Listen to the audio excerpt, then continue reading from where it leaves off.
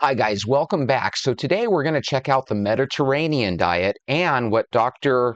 Anna Pleat, that's the name of her YouTube channel, by the way, Dr. Anna Pleat eats in a day based on her Mediterranean diet.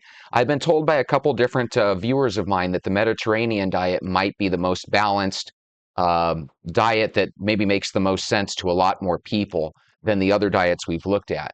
I could be wrong on that. If you differ with that opinion, definitely let me know in the comments. But let's hear what Dr. Anna Pleat eats on the daily here. Now, given that a lot of nutrition professionals like to lead by example, I've gotten a ton of requests to do a video of what I eat in a day. And this definitely has a lot of merit to it, but today I'm going to go above and beyond it. In this video, I'll not only reveal what I typically eat in a day, but I'm going to break down for you guys exactly how I approach my eating in a day so that you can adopt this for yourself and start eating well. Hey there, I'm Dr. Anna. I'm a medical doctor. I was trained in Italy, and on this channel, you're going to learn how to master your health with the Mediterranean diet. All right, first, let's go over some of the key components that I use to craft my approach to eating on a typical day. Key point number one to keep in mind, I never go random when I start thinking about what I want to eat in a day. Now, what do I mean by this? I am not the kind of person that's going to draft out my exact meal plan for the week and then grocery shop according to the actual recipes or the meals that I'm trying to eat. Instead, what I've found makes this whole process effortless and sustainable and really fast for myself is that I really craft my grocery list to provide me a lot of balanced nutrition, healthful and flavorful ingredients so that when I go into my kitchen, I can just throw something together and I know it's going to be pretty good for me. Now, I talk a lot about how to do this in my video on grocery shopping, so check it out up here if you're interested. Now, what's the second key component that I keep in mind when thinking through my diet? Well, it's that I try to make the focus of whatever it is that I'm going to be creating for myself, a breakfast, a snack, a lunch, a dinner, around the healthy schema that I talk about in a lot of videos on this channel, and that's the healthy trifecta. So what we want to make sure we're doing is that every time we're eating, we're creating a nice balance between having enough protein, having enough fiber, and having enough healthy fat so that our digestion is going to be slowed down. The whole process is going to work seamlessly with our hormones, our neurotransmitters, our enzymatic juices, and ultimately is going to help us feel full and energized for longer after a meal, which is So, what's cool with anything, including diets, is with experience and time, you get better and better at it, right? I think a lot of times people jump into a diet and then they become reactive, like, oh my God, what do I eat next, right? It sounds like what she does is she takes a proactive approach to it and kind of has set up her food buying schedule around this trifecta pyramid. So, very interesting. I love the proactive approach. Let's continue. is really the point of eating. We're eating for energy. Here's the third key component for how I approach my eating from a schematic way. And this is something that I picked up a little bit later in my life after living in Italy for 6 years. I focus on making my meals as nutritiously balanced as possible and as filling as possible so that I really don't even have to think about having a snack later. And the truth is, often if I'm in the hospital, I don't have time to be eating throughout my day. I'm usually really busy, and it's actually a lot more efficient if I'm just squeezing my eating into a smaller window of the day. So at this point, I'm often not snacking at all. And the way that I'm able to accomplish that is that I'm having meals that are extremely balanced and filling so that I'm not hungry just 1 to 2 hours after I finish the meal. I'm able to last several hours until I get to the next one. Now, And the truth is, everyone is, but most people snack not because they're actually hungry. They usually snack because they walk by a vending machine and say, hey, I want that, right? So usually snacking, in my opinion, of course, is more up here than down here. But if you disagree, let me know. Now, some of you might be wondering, am I talking about intermittent fasting? No, not necessarily. You could absolutely approach an intermittent fasting approach to your eating so that you're actually eating all of your meals for the day in a narrow window out of the 24-hour period. Now, the fourth key component is that I focus on hydration. And here's the thing people misunderstand about hydration. If you're waiting for your brain to tell you that you feel thirsty, you're probably already a bit dehydrated. We actually should be reaching for water before we even feel feel that craving for drinking. And another cool thing about having enough hydration in our body is that this also helps us feel full and can prevent us from misinterpreting thirst for hunger. And I see Yes, drink a glass of water before your meal. Fill your tummy up with the water. this happen all the time, and I've experienced it myself. Sometimes when we're thirsty and we're not really focused and in tune with our body, maybe we're in the middle of something, we've got a lot going on, we're feeling stressed, we're going to be reaching for a snack when we easily could have just been satisfied with a glass of water. Now, how do you actually know your body is hydrated? The most simple way to do this is to check the color of your urine. It should be pretty clear, not cloudy, and about a light yellow color. But back to what I eat in a typical day. I'm going to break down for you guys just a walkthrough of what I would typically eat from the time I wake up till the time I go to bed. So when I first wake up, I'm not hungry for several hours. And this is something that actually took me years to hone in on. I was raised in a family where we would all have a sit-down breakfast before we went off to school. It was one of the best ways we could foster connections with each other and have a little bit of extra family time in the day. But once I got to college and I got a little bit older, I realized that my body didn't want to be eating at 6 or 7 o'clock in the morning. So what I actually do is I start with a little bit of caffeine. I'm either going to have a black tea or a coffee, and I wait to eat. It's possible that I'm not even really eating anything until 9 or even 10 a.m. Now, if it's not a clinic day for me, I usually like to get my exercise in the morning. So I'd go to the gym right when I wake up, and then I just deal with eating when I come home afterwards. If I'm in the hospital, it's a day shift, I'm probably going to have to do my exercise in the evening. So instead, I just wake up and I eat a little bit later when it's convenient. Now, what am I going to have for breakfast? Well, I almost always crave a sweet breakfast. That's just my preference. So I'm usually going to have one piece of fruit, some kind of a nut or a nut butter with a grain, maybe it's oats or quinoa or a crunchy granola, and then something that's protein packed. So that could be yogurt, it could be cottage cheese, it could be protein powder if I'm making a smoothie. Just depends on what I want to do that day and what time of the year it is. Okay, so I think I like this diet the best. That sounds like something that you could really enjoy. Sounds like something where you could go to the store and not have to avoid half of it, right? I'm really liking this diet thus far. I also like how Dr. Pleat here is describing her day and her eating habits. I always say in the morning when you wake up, it's not intermittent fasting if you're just naturally not hungry, right? It's intermittent fasting if you're purposely not eating. In your case, if you're not hungry, why not just prolong it like she says till 9:30, 10:30, and if you want to wait till 11 and just have your first meal of the day be lunch, I think that's a good thing. I like approaching breakfast in this way because the fruit is going to give me some fiber. The nuts or the seeds are also going to give me some fiber. The oats are going to give me some fiber. So that's the first component of the healthy trifecta. Then we're going to have protein from the dairy sources that I named, or the nuts or the seeds. And then we're going to have healthy fats, again, from the nuts or the seeds. Now, for lunch, and I have a whole video on lunch ideas, so if you're curious, you can check it out up here. I like to make my lunch really fast. I'm typically going to have salads in the warmer months and leftovers in the colder months. This could be a crunchy salad with fish or chicken breast or hard-boiled egg as my protein of choice. Sometimes I'm going to have tofu. I usually have some crunchy bits like some shredded carrot or purple cabbage, and then I always have some juicy aspects of my salad. Often it's going to be tomatoes. I also usually like to add a little crunchy bit on top, so this is some type of a seed. It might be pumpkin seeds, hemp seeds, or sunflower seeds. I'm rarely going to put any cheese on my salad, but if I do, it'll probably be a crumbled feta or even a crumbled blue cheese. Then I emphasize my protein, and my dressing is almost always just olive oil and vinegar. If you're curious to see what one of my salads looks like, I tend to eat a pretty big salad, and I have that in a video up here where I do a cooking tutorial with you. You can walk through that with me and make one yourself. And another thing that I picked up from Italy is having an espresso at the end of my lunch. Now, if I do have a snack in my day, it's probably going to look kind of similar to what I typically eat for breakfast. It's going to be usually a cut up vegetable or a piece of fruit, some kind of a nut or a seed, or it could be a nut butter, and then maybe it'll just be a little bit of yogurt, a little bit of cottage cheese, something that's protein packed. Again, trying to hit on that healthy trifecta.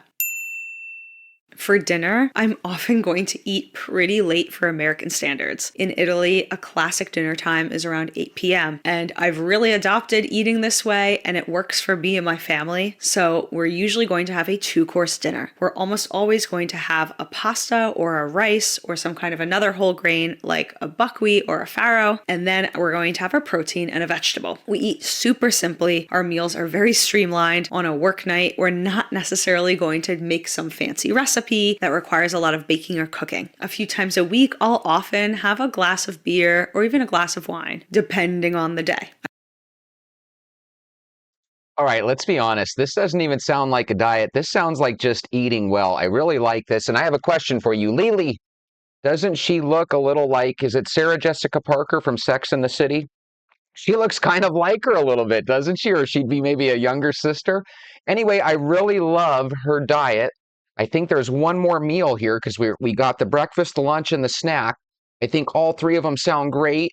We also got a little bit of her thinking that sometimes she doesn't need to have a snack or sometimes she doesn't necessarily need to have a breakfast, not because she's starving herself, but because she just doesn't feel hungry. That's the best type of diet out there, if you ask me. I break down my approach to eating dinner in another video up here. I give a few more dinner ideas. If you're interested, you could check that out.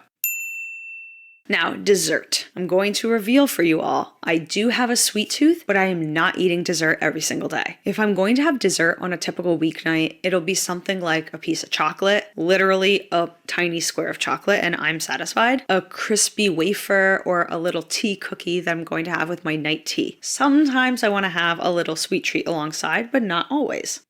Now, when it comes to celebrating, if it's a holiday, a birthday, an event, or a certain time of the year, I am definitely going to indulge in wonderful cakes or pies or ice cream or gelato. Dessert is a fabulous way to celebrate, and it's a lot of fun to do baking projects. My candy time of the year is in October. I will never buy candy outside of that month, and I will always buy candy inside of that month. Now, if you've gotten to this point in the video and you're wondering if you can do this yourself, I would say absolutely you can. And this entire YouTube channel is dedicated to try to help you do just that. But maybe you're listening to this and you're thinking, my goodness, she's a healthcare professional. She's doing this and that's bad and that's good. And you might be thinking that some of the things that I mentioned won't work for you. And I always will encourage you to try what does work for you and leave the rest. If you're not interested in eating dairy, yogurt or cottage cheese are not going to work for you, that's totally fine. You can leave those out. If you're thinking you want to eat more red meat, you can probably find a way to incorporate that in a healthy way. Maybe you don't want to be eating pasta 5 or 6 nights a week like I do. Not a problem. You don't even need to touch it. So it's all about experimenting and finding what works for you and finding what you enjoy to eat. Diet, life needs to be enjoyable. So when I think to myself, is there room for improvement? Absolutely. Every day's a little different. Some days are more stressful than others. Some days I have more time to prepare food than others, and that's just the way it goes. But I like to think that I have a pretty balanced approach to my diet where I barely have to think about it. I know I'm getting the nutrition that I need. I am always eating the healthy trifecta, and I keep it pretty simple for myself. So anyway, I'm going to link Dr. Anna Pleat's channel in our description. The reason you like her is the same reason I like her. She is very down to earth. And let's be honest, I don't care if you're a carnivore or a vegetarian. Her diet does sound yummy, right? Well, maybe if you're a vegetarian, you don't like the chicken and the protein part. But her diet seems the most realistic. And out of everybody that we've seen, her body kind of looks the more streamlined, like we're all trying to get to, right? Listen, one of the things that she didn't talk about there, but she probably naturally does as a doctor walking through the halls of the hospital, is exercise, dealing with walking. And I'm sure in her other videos, she does touch on that. But since we're into walking, why don't you go get your shoes? Let's go for a walk.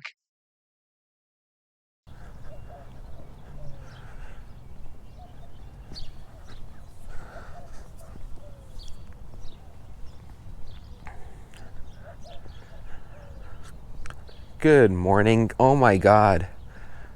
I heard a futuristic story yesterday that I just thought was the scariest thing.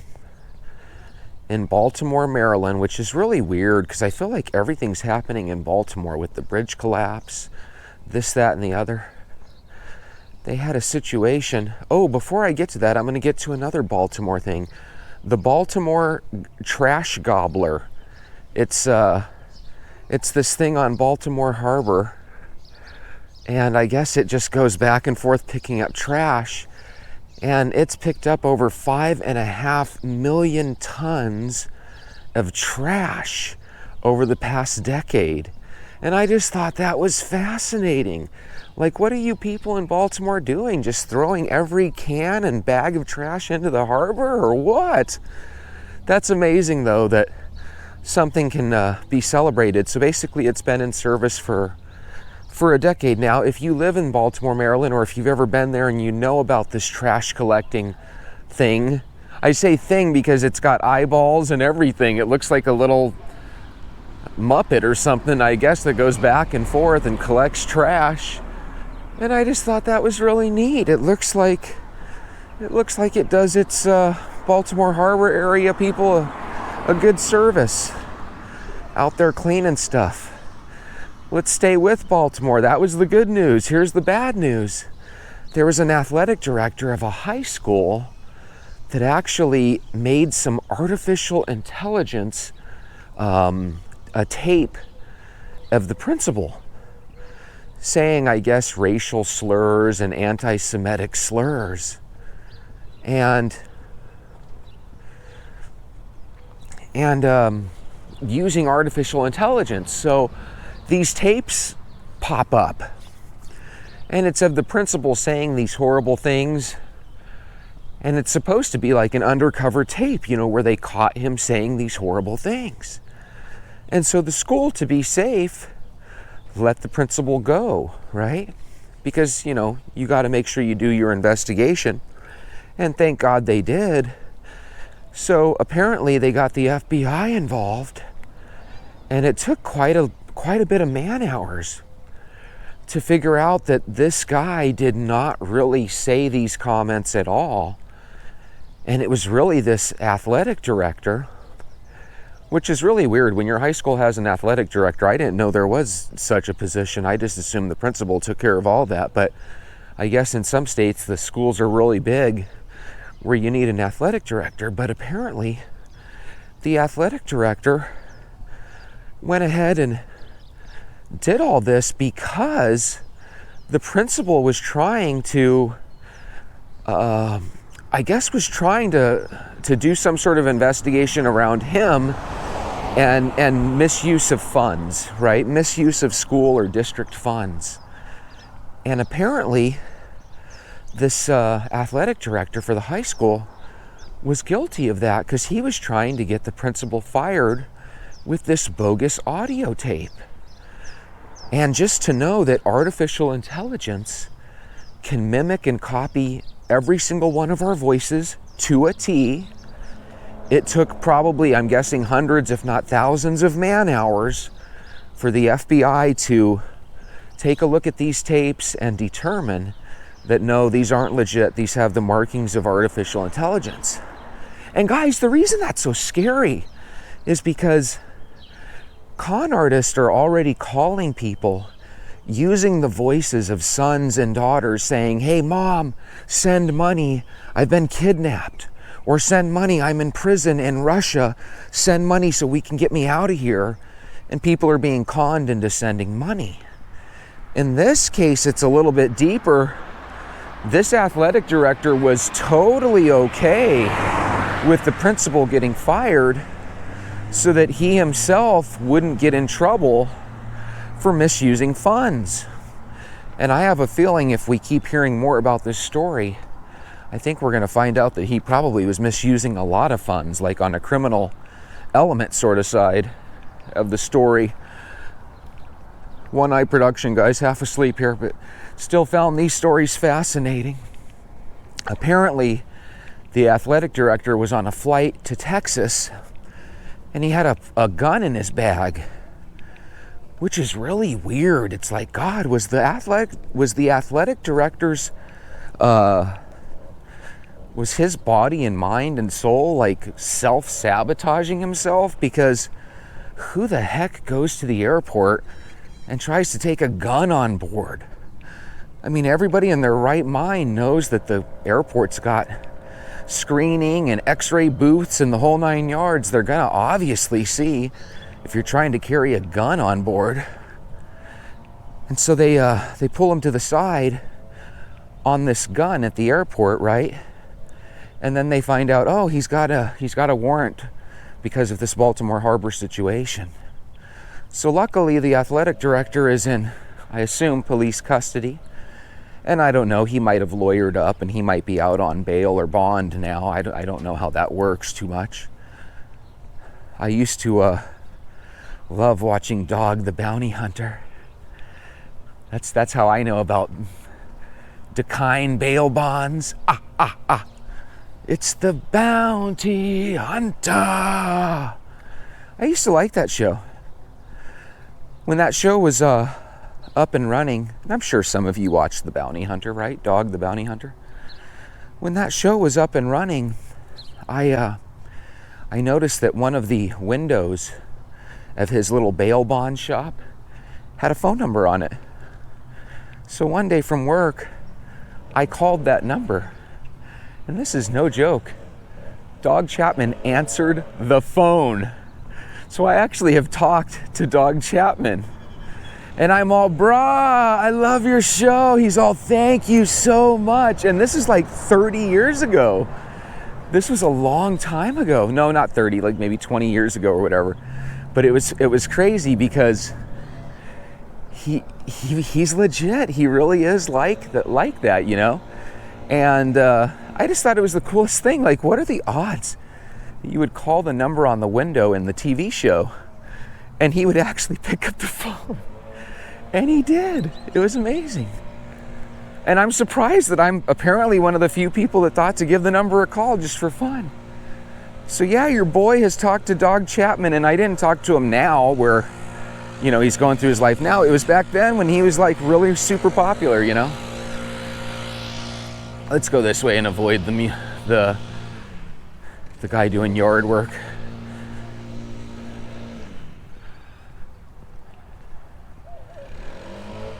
So let me ask you guys, back to the original story I got on that Dog Chapman tangent. What do you think about that?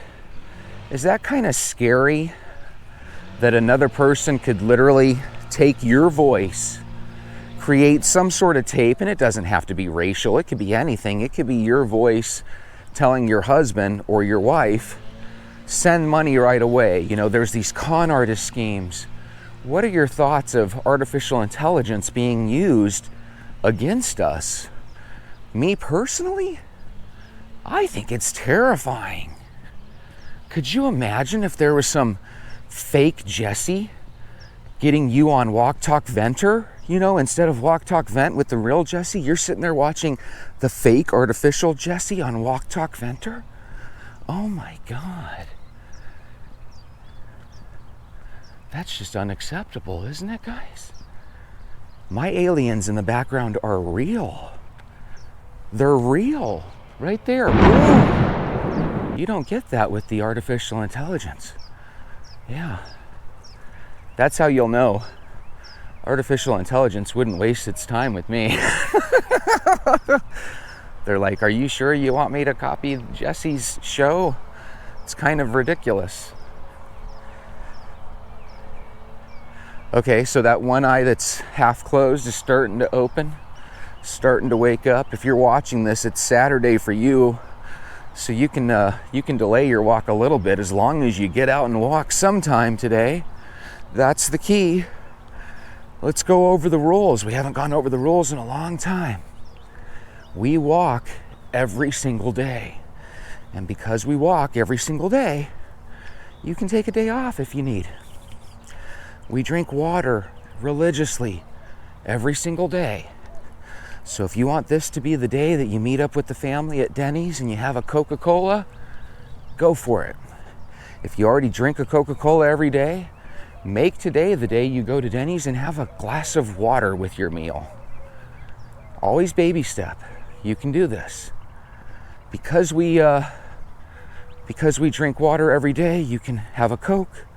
Because we avoid sugar every day, you can have a pancake with a little syrup.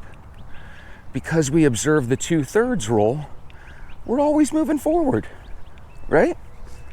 Because think about this. Let's say you never ever decided to add all 3 components. You just decided to do 1/3 of the rules or 2/3 of the rules. You're still going to have a really good positive effect. Trust me. I could have probably very well stayed skinny when recovering from my surgery if I would have followed at least the 2/3 rule, you know? But I didn't. But that doesn't mean you have to follow in my footsteps. You can do what I say.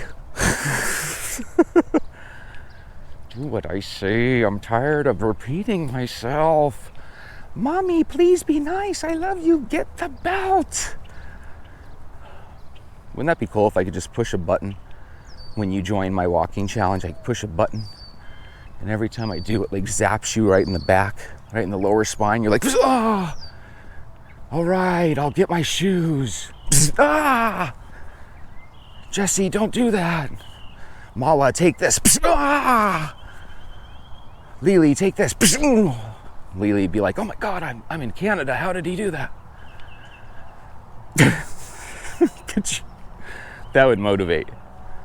That would motivate, huh? To join my walking challenge, you got to put this like electric diode on your back, and every time I push a button, it zaps you. That would be fun. Maybe I'll look into Google and see if I can get that for you guys. So if I send you guys a package in the mail and it looks like a, I don't know, like a stun gun or something, just place it on your neck or your back and we'll get you going. Would you ever sign up for something like that? That would be intense, wouldn't it? I want to lose weight so bad, I'm willing to put Jesse's stun gun on my neck. God, that would be fun. I would do it too, out of love for you guys, 2, 3, 4 times a day. And I wouldn't announce it either. You know, some YouTubers would be like, hey, we're having a premiere of the test in 10 minutes, be prepared. I would just do it. I'd accidentally hit the button twice. Oh, jeez. Sorry. I have a stun gun, by the way. I bought it off of eBay for $5. Maybe I'll show it to you guys someday. It literally, it's like a little bolt of electricity. It's loud. The sound alone of a stun gun sounds scary. It's like, it's like, oh my God. One time, one of my friends, Jennifer Wright, we went out to eat lunch, and she's all, look at this, and she pulls this stun gun out of her purse, and I'm in the passenger seat of her car, and she's turning on the stun gun, getting it within an inch of my body, and I'm like, please, get that damn thing away from me. It doesn't look fun at all. It's funny though, when they show criminals that are really like amped up, whether it's on drugs or just on adrenaline, man, they'll show cops spraying them with pepper spray and hitting them with the stun gun, and they're just like, screw this, and they pop the stun guns off of them, right? The taser guns, right? They hit into them, but they just take it off like, don't you know I'm impervious to this pain? Meanwhile, everybody else gets it, and they're like, ugh, and they fall down, right? God, Jesse's really on a tangent today. But back to what I was saying. If you're a person that's willing to get other people fired, I think at least temporarily we have to put you in the bad person category, you know? Now, if that other person deserves to get fired, and you're telling the boss because maybe the boss is your friend and you're trying to look out for the company because that's a company you want to work at, I think that's a little different, okay? But when you're trying to get somebody fired, and I guess I can't blame a person, right? If you know you're doing bad and that the principal's on to you, you know, it's not a bad idea, I guess, to get the principal out of there, right? But here's the thing, he wasn't just trying to get the principal fired, he was trying to get him, like, excommunicated from being a principal ever again. Because let's be honest, if there's an audio tape of you saying anti-Semitic slurs and racial slurs towards black students, because that was the other thing that the principal supposedly did, you're putting the principal in a situation where their life might be in danger, you know? That's the one thing about social media. You can really get a lot of people hating you, so to speak, you know? And especially if they think that you're Captain Racist or Captain, you know, Captain Prejudiced. I find it very scary. I think that the future is going to be a situation where there's a lot of things where AI is used, and AI is probably going to get more and more deceptive, where it takes more and more man hours by the FBI or by local law enforcement to determine if something's real or fake. And I assume AI is going to get so good where people can't determine if something's real or fake. And if every single crime involving AI involves the FBI and thousands of man hours, then oh my God, you know what that means? That means that the police at the state level, and I'm sure the federal level, in some way, shape, or form, they're going to be asking for even more money, right? Because you're going to need money to form task forces, and they're going to end up having their very own artificial intelligence wing. And oh, by the way, it's going to cost us $48 billion, so, you know, here's another bill on your taxes. And that one might be necessary. That's what makes all these unnecessary bills and riders so irritating, is every now and then you actually do need to get a darn bill passed that makes sense. And I guess that's what's so irritating. It's one of the things I was always told that differentiated us from, let's say, England, is in England, people are used to paying 40% of their income to taxes. You know, in America, I think we pay probably closer to 25%. But if we end up keep adding to that, we're going to become England by default. When I go to a surgeon or a doctor and they have to get you into surgery, they call you back by the end of the day and they say, okay, we're scheduled for this such and such time, let's do this. And then 3 weeks later, you're in surgery and you're getting it done. Is it fun to pay the bill? No. So how do I manage? I've gone through a couple surgeries. I get the catastrophic insurance package from my work. That's the one where, and it's not called that, but that's the one where you have an extremely high deductible and your payment each week is less, right? Because what you can do if you start saving your money is you can start having enough money in your savings account to cover that high deductible. Because what happens if you go a whole year, 2 or 3 without going to the doctors and you're paying this highest insurance premium, right? Go to the lowest premium with the highest deductible, save your money, try to be healthy, and it'll end up being more money in your pocket in the long run.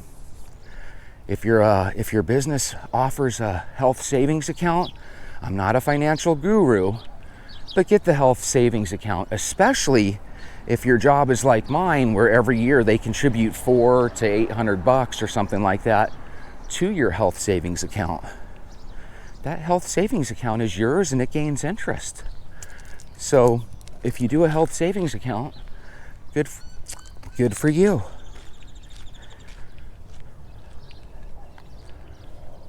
It's such a beautiful day.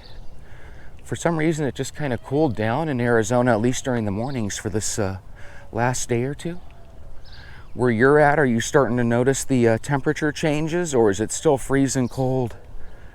Jules Johnson said that up in Canada, she took a walk and it was really cold and dreary out, but she was energized from the show. So good for you, Jules Johnson. Keep walking. Welcome to Walk Talk Vent. Yeah, so I saw that story and I just thought to myself, something weird is going on with Baltimore. They're on the Good News Network with this trash gobbler on the Baltimore Harbor. And again, the trash harbor, it's just a little boat that goes back and forth collecting trash. And apparently over its first decade, because it's been in service now for a decade, it's collected over 5.5 million tons of trash. That's amazing. It was either 5.5 million tons of trash or 5.5 million, no, tons of trash, yeah. That's a lot of trash. You know, if you're going to national monuments and you're littering, that's real bad. When I was younger, we used to have a lot of videos or a lot of commercials on TV asking us to conserve water, that we live in a desert, you know, because I live in Arizona. And we used to also see a lot of pollution commercials when I was young, where it would urge you to put your trash in a receptacle and stuff like that. And that's what I used to think of having a clean planet. You know, now we talk about fuel and CO2 emissions and stuff, but I felt like when I was a little kid, it was more about pollution and picking up trash, you know? And then somewhere along the lines, they're like, no, we're talking about the pollution that you can't see, the ones emanating from the back of each and every vehicle. God, that's a tough deal when you're half asleep in the morning.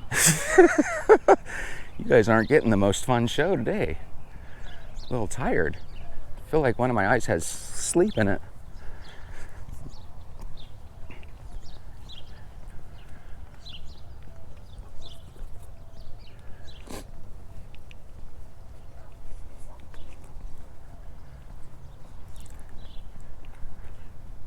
In the future, people are going to be able to use artificial intelligence, and if they get a hold of your address and your social security number, they're going to be able to go into any bank via the phone and probably fool people into transferring money from your account into another account, which is actually theirs.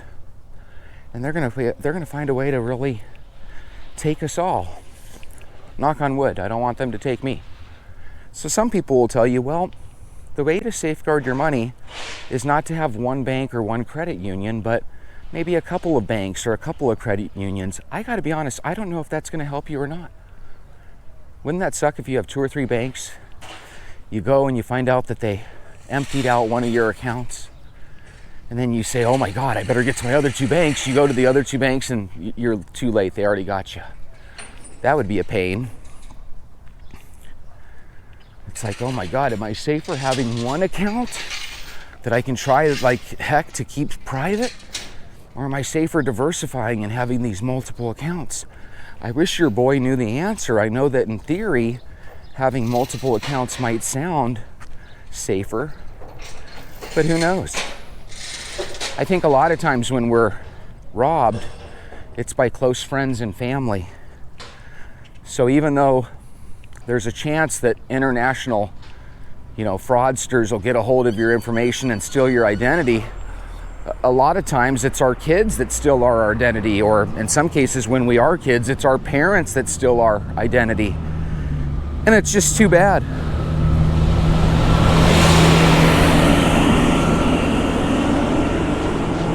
I don't know how a parent could do that. Now, a lot of times you'll find out that the parents have such bad credit that it was either take their child's social security number and use it, or not have housing. And you think to yourself, okay, well, that's a valid reason, but how about why the parents have bad credit in the first place? There's too many of us that are choosing to rack up bills and not pay for them, And don't get me wrong, there's people that file bankruptcy all the time, and they obviously weren't gonna pay those credit card bills either, right? And you have a right in this country to file bankruptcy, every 10 years or whatever? But at the same time, if you have too many people filing bankruptcy, or on the flip side, if you have too many people that are okay with charging bills and never paying them, it just leads to a country where it's a bunch of turmoil. It's kind of weird. I get these Capital One credit card offers all the time, and you open it up and they're like, hey, congratulations, you've been pre-approved for this Capital One card. And then you find out it's got 30% interest and a $50 annual fee, and it's just like, this should be illegal. You know, what's the point of price gouging laws if you're just going to let credit card companies ignore them? If you have a credit card like Capital One that's charging 30% interest, and I think that they actually skip the annual fee. Oh, thank you. With this 30% interest, I guess you don't need the additional $50 fee. But I might be wrong. For some reason, I think they have an annual fee on top of it. And it's just like that. That sounds to me like a bad company. Because if Capital One's charging 30% interest, what does 30% interest do to people that have credit cards? It puts them in a situation where they can never pay off the balance. That's awful. That is totally awful. This student loan thing, some of these kids with student loans have paid back the balance. But because they paid it over a long period of time slowly, they still owe the whole balance in full. And that's devastating. Could you imagine having a $100,000 school loan, which is already crazy? And could you imagine over 8, 9, 10, 15 years, you've paid $170,000 back and your balance is still $100,000? That's what some of these students have dealt with. And that's the point where you have to say that's predatory. The school needs to let them out of their loan. The bank needs to let them out. They've already paid more than the original balance by far. So at first I was on the opposite side of that. But again, when you hear the arguments, you have to make a different decision. If you're only listening to your side of the aisle, you're listening to the choir, right, that believes everything you do, you're going to go one way. So here was my thinking. My thinking was, I don't have college student loan debt. Why should you get out of yours? You went and got your college degree, right? But then when you find out, their comeback was, look at the amount that I've paid. And they show their ledger up to the camera, right? And it literally shows that they've paid $169,000 towards their $100,000 bill, and they still owe a balance of $98,000. That should be illegal. That should be criminal. Our government should not allow it at all. I think the government should quit guaranteeing student loans, and it would force the universities to be more competitive. Have you guys heard that in 1960, the average cost of a college education was something like $4,000 or $5,000? It was just like minuscule compared to what it is now. And I don't know the exact number, but if you Google what it cost to go to attend college in 1960 compared to what it costs now, just an astronomical difference. So a lot of these colleges and universities, they talk a good game, right? They want people to grow up in a world where everybody's included, everybody's accepted, right? And they kind of almost sound anti-American, a lot of these universities, right? They're against capitalism around the world, but they're the biggest capitalists out there. You know, when you're taking advantage of government-backed loans, at what point is that fraud? So shame on all of our colleges and universities. I don't care which one you are. I don't even care if you're Grand Canyon University here in Phoenix and you're a Christian school. I don't care. If you're charging kids an arm and a leg to learn, there's just something, I'll just say it, evil about it. Very, very evil. So if you were like me and were really against students getting student loan forgiveness because you don't have those bills, or maybe even better, maybe you did and you found a way to pay them off quickly, right? Because you were smart, and maybe they weren't as smart, or maybe they had to pay off their bills slowly. But I'm sorry, there's no way to slice or dice it. I was a little wrong on that. And I've changed my tune because I've got too many friends at my current job that have literally paid hundreds of thousands of dollars towards their school, and they're still not done with that payment. And in many cases, they haven't even dented it. That's just wrong. Now, don't get me wrong, there should be some sort of, hey, we're going to cut off your interest, you pay the balance, okay? I'm not saying that it has to be zeroed out, but I'm just saying there's too many kids that go to college, get in wild debt to become a religious studies major, or to become an interior design major, or something that they probably didn't even need college for, And if colleges aren't going to sit down with you and say, hey, your major is something that's useless when you graduate, again, I think there's something criminal there, because it's your job to teach America's youth and young adults so that they can go out, use your degree, and succeed in life. And that's just disappointing. Because when I think about colleges and universities, I think about these esteemed institutions with these people that are helping tomorrow's leaders today, right? But if they're helping them by creating a situation where the average college graduate is $25,000 to $75,000 in debt, they're not really helping you at all. And here's the scary thing. What we tell kids, and it's true, is contemplate, instead of the college or the university, contemplate going into the trades, which sounds wonderful on the surface, right? We got a bunch of electricians, a bunch of plumbers, a bunch of HVAC, people doing the air conditioning and heating ventilation at your house. That's great. But you still need people that are at the universities learning about sciences and medicine. You still need those things. So the universities and colleges are still very important. We can't have everybody becoming a heating, ventilation, air conditioning specialist. Not everybody is going to be an electrician or a plumber. But that's what happens as I talk to people at work that are going through these things. They're waiting every day to find out if their student loan has been forgiven.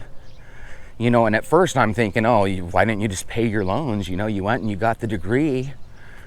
But then you start to realize you took out an $80,000 loan and you paid back $140,000 and you still owe 3/4 of the loan. Yeah, that can't be right. Something really wrong about that. And that should bother everybody. No matter what side of the aisle you're on, that should bother people. Because I was under the impression, because nobody talks about this, I was under the impression Joey had a $100,000 college bill, dropped out of college, still owes the bill for the rest of his life. There's no escaping it, not even through bankruptcy, right? Which is really crazy. Why don't we just make it where people can escape it through bankruptcy? If bankruptcy is your right in this country to relieve your debts every 10 years, then we ought to just let people relieve themselves of their school debt. God, make a rule where they have to at least pay back the balance and a small percentage of interest and forgive the rest. Again, if you're on the other aisle, just know I used to be too. I don't like the idea of people skipping out of their bills. But at the same time, I don't know, if you spent $150,000 on a $100,000 bill and you still owed $75,000 some way, somehow, wouldn't you feel like you already did your due diligence and already paid it? I know I would. So that's where you have to have empathy, and you have to say, you know what? I used to feel the opposite, but now that I know the story from your point of view, let's give them some student loan forgiveness. But of course, this government will do it in a way where we all end up paying for it. That's what's irritating. Do I really want to pay your college loan? Because it's no such thing as forgiveness. It's where the government will probably end up bailing out the schools. Maybe we have too many schools. Maybe we have too many colleges and universities. We have too many professors with tenure that can't be fired. I never understood that. That's scary. We have this thing called tenure at the colleges and universities, where when a professor has tenure, it's almost they reach like this God level where they can't be fired and stuff. Heck with that. I'm very disappointed in our colleges and universities. And the ones that make the world crazy are these weird out of the world professors. They need to be canned. I think we need a shaking up of our colleges and universities. They're the reason that the world sucks right now, but not our world. We look for the positives, right? But the colleges and universities, they're like not even American companies, yet they are the most capitalistic things on the planet. Just sucking up resources constantly. And then you got to jump through hoops to get a scholarship with them. It's like, what a joke. Complete con game. If you're a professor or you work at a university, just know that's what I think of y'all. Jesse, I'm your #1 fan. I'm a college professor. I'm gonna unsubscribe. Do it. do it. I dare you. Unsubscribe. No, I used to be the exact opposite. I would be like, I don't care what the amount of the loan is, pay it off. But that's because I'm thinking that the interest rate is something normal and natural. A student should have an interest rate of 1%, 2%. What are we charging them? 5, 10, 20% interest on a $100,000 loan? That's basically like giving an 18-year-old that has no idea how the world works a house loan. Really, where do I live? You don't get the house. You just get the loan. Here's your bill. And right when you graduate, the bill clock starts to click, right? That is crazy. That's child abuse. The universities and stuff, they're guilty of child abuse. Maybe that's why you have to be 18 to go to the higher universities. That way you're an adult and you can't claim child abuse. But I'm just gonna say it. America's colleges and universities, you're guilty of child abuse in my eyes, and you're criminal. Half of you guys should be fired, and somebody should take over and change things for the better. But that's my rant for the day. Have a wonderful Saturday. We'll talk to you soon.